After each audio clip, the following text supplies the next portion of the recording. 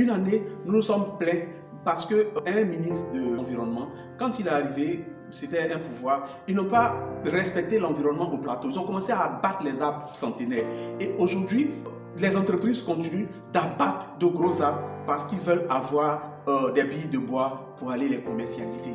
Et à tous les niveaux, la préservation de la forêt, la préservation des arbres, des herbes, des espèces de la flore, et c'est très important, il faut protéger l'environnement. Quand vous voyez le gazon, il faut le contourner. Quand vous voyez la forêt, il faut la préserver. Quand nous utilisons même nos forêts, il faut préserver des forêts pour les générations futures. Regardez, aujourd'hui, nos réserves, les réserves naturelles, les parcs, tous ces endroits-là sont en train d'être dévastés par des cultivateurs, par des braconniers, par des personnes qui y rentrent et qui détruisent tout ce couvert végétal sans scrupule. Il faut arrêter de détruire, de dévaster le couvert végétal, la verdure, les arbres, les herbes, les arbustes. Il faut les protéger. De sorte qu'aujourd'hui, des espèces végétales sont en voie de disparition. C'est important de mentionner que les arbres sont une source de soins.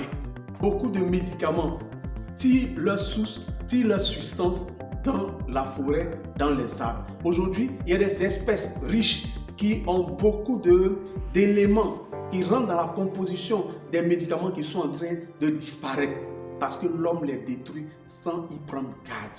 Il faut faire attention aux espèces et il y a beaucoup d'espèces aujourd'hui qui sont menacées. Il faut les protéger, il faut les sauvegarder.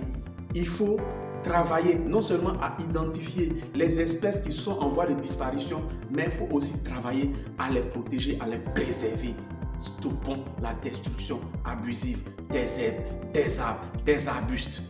Nous devons protéger la flore. S'il vous plaît, la forêt est utile. Si nous détruisons la forêt, il n'y aura pas de pluie, il y aura la sécheresse et nous n'aurons pas d'aliments pour nous nourrir. Alors, pour qu'il y ait la pluie, il faut que nous puissions préserver le couvert végétal. Je vous remercie.